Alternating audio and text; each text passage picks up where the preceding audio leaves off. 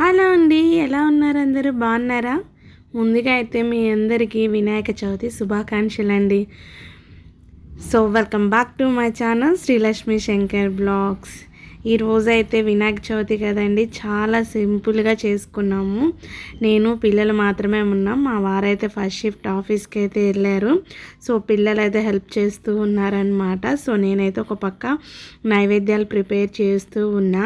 పిల్లల చేత ఈరోజు పూజ చేయించాలని చెప్పి నిత్య దీపారాధన అయితే చేయించానండి.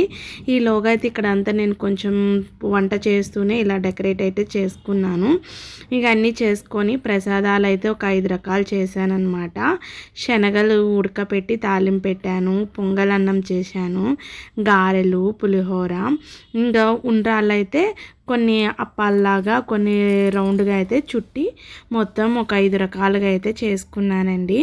సో ఇవన్నీ చేసుకొని దేవుడి దగ్గర అయితే పెట్టేసుకొని ముందైతే పూజ చేసుకుంటున్నాను.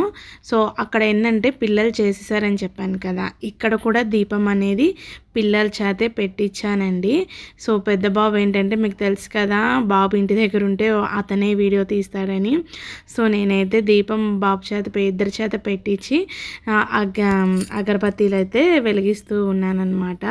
సో వెలిగించే లోపు ఏంటంటే పిల్లలు కొన్ని అంటే ఆ బుక్స్ ఇవన్నీ కూడా అన్నీ సర్దేసి దేవుడి దగ్గర అయితే పెట్టారండి. ఇంకా నేనేంటంటే ఆ బుక్స్ మీద, పత్రిక మీద, దేవుడి చుట్టుపక్కల మొత్తం ఏంటంటే అక్కడ వరకు కుడుములు చేసాం కదా, మనం చేసిన కుడుములన్నీ అక్కడ పెట్టానన్నమాట. సో ఈరోజు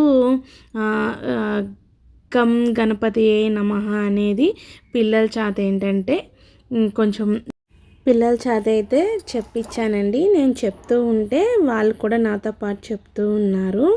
ఒక పక్క ఏంటంటే పసుపు గణపతికి అక్కడ మనం వెండిది వినాయకుడు ప్రతిమ పెట్టుకున్నాం కదా, సో అక్కడ అన్ని అక్షంతలు వేయించి పూజ చేయించాను. పూజ చేయించిన తర్వాత పిల్లల చేత అయితే చెప్పించానండి. వినండి మీరు కూడా. గణపతి నమః, గం గణపతి నమః, గం గణపతి నమః, గం గణపతి నమః,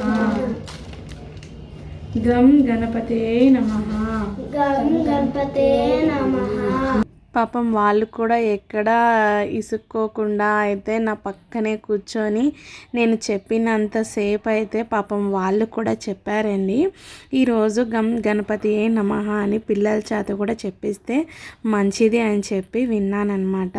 అందుకని చెప్పి వాళ్ళ చేత నేను కూడా 108 టైమ్స్ అయితే చెప్పించాను. చక్కగా వాళ్ళు కూర్చొని చెప్తానే ఉన్నారనమాట. సో మొత్తానికైతే చెప్పారనమాట. చెప్పి ఇప్పుడు ఇంక అయిపోయిందా మమ్మీ అని మా బాబు అడుగుతుంటే అయిపోయింది నాన్న అని చెప్పాను. ఇంకైతే వినాయకునికి కొబ్బరికాయ అయితే కొట్టేసుకున్నామండి. హారతి కూడా ఇచ్చేస్తున్నాను అనమాట. సో ఇవాళ ఏంటంటే మా వారు ఫస్ట్ షిఫ్ట్ వెళ్ళారని చెప్పాను కదా, ఇంకా అంతా పిల్లల చేతే చేపించడానికైతే ప్రయత్నించానండి. ఎందుకంటే వాళ్ళకు కూడా అలవాటు అవుతుందని. సో పత్రిక అవైతే ట్రై చేశారు పెట్టడానికి, వాళ్ళ చేతే పెట్టించానండి. సో మాకైతే పాలి లేదనమాట, అంటే ఆనవాయితీ లేదు. అందుకని చెప్పి పక్కనే అయితే సర్దిచ్చాను వాళ్ళ చేత అయితే. వాళ్ళకి చేతనైనంత వరకు అయితే ట్రై చేశారండి. సో ఇంక ఇక్కడ వచ్చేది హారతి ఇచ్చేసాను.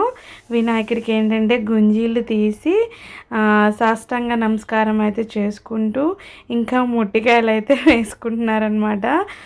ఒక పక్క నేను చెప్తూ ఉంటే ఒక పక్క వీళ్ళు చేస్తూ ఉన్నారనమాట ఇక్కడైతే. సో పూజ అయితే చాలా బాగా చేసుకున్నామండి. కథ కూడా విని అందరం అక్షంతలు అయితే వేసుకున్నాం. ఇంకా బావ ఏంటంటే ఈవినింగ్ టైంలో వచ్చారు కదా, ఇంకా ఆయన ఈవినింగ్ టైంలో ఆయన పూజ చేస్తున్నారనమాట.